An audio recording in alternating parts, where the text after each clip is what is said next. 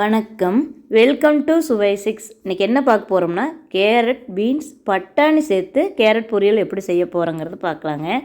ரொம்ப அருமையாக இருக்கும், ரொம்ப சுவையாக இருக்குங்க. இப்போ இது செய்கிறது ஈஸி. குக்கரில் தான் நான் செய்வேன். அப்போ தான் டக்குன்னு செய்ய முடியுங்க. சும்மா ஒரு 5 நிமிஷம் 10 நிமிஷத்துக்குள்ளே போதும் செய்யறதுக்கு.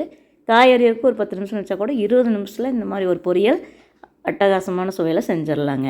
பார்த்திங்கன்னா எண்ணெய் ஊற்றிட்டு கடுகு, சீரகம், உளுந்தம்பருப்பு, கடலைப்பருப்பு சேர்த்திருக்கிறேன். இதுக்கப்புறம் பார்த்திங்கன்னா வெங்காயம், பச்சை மிளகா சேர்த்திக்கலாம்.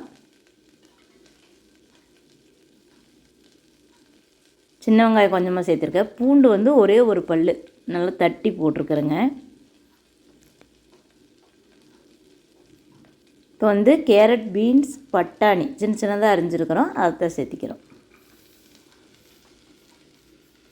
ரொம்ப சூப்பராக இருக்குங்க. இதை வச்சு குருமா செஞ்சாலும் ரொம்ப நல்லாயிருக்கும். வெஜிடபிள் குருமா இந்த மாதிரி 3 சேர்த்து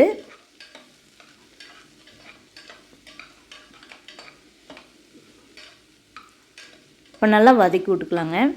வதக்கி விட்டு கொஞ்சமாக தண்ணி குறைஞ்ச அளவில் வைக்கணுங்க. ஏன்னா நாம் குக்கரில் செய்கிறோம், அதனால் உப்பு சேர்த்து மறுபடியும் ஒரு பெரட்டி விட்டுட்டு தண்ணி ஊற்றிக்கலாம். தண்ணி ஒரு 1/2 டம்ளர், சின்ன டம்ளரும் ஒரு 1/2 டம்ளர், 3/4 டம்ளர் அந்தளவுக்கு ஊற்றினா போதுங்க. காய் இன்னும் நிறையா சேர்த்திக்கிறீங்கன்னா 1 டம்ளர் ஊற்றலாம். அதாவது அந்த காய் மிதக்கிற அளவுக்கு ஊற்றினோம்னா போதும், அதுக்கு மேலே ஊற்றக்கூடாது. அப்போ தான் கலர் மாறாமல் வெந்து வருங்க. இப்போ தண்ணி ஊற்றிக்கிறேங்க. பாருங்கள், இந்த அளவுக்கு தான் ஊற்றணும். காய் மிதக்கிற அளவுக்கு ஊற்றினோம்னா கரெக்டாக இருக்குங்க. இது மூடி வச்சுட்டு ஒரு 2 விசில் இல்லாட்டி ஒரே ஒரு விசில், டக்குன்னு விசில் வந்துடும்னா 2 விசில் விடலாங்க.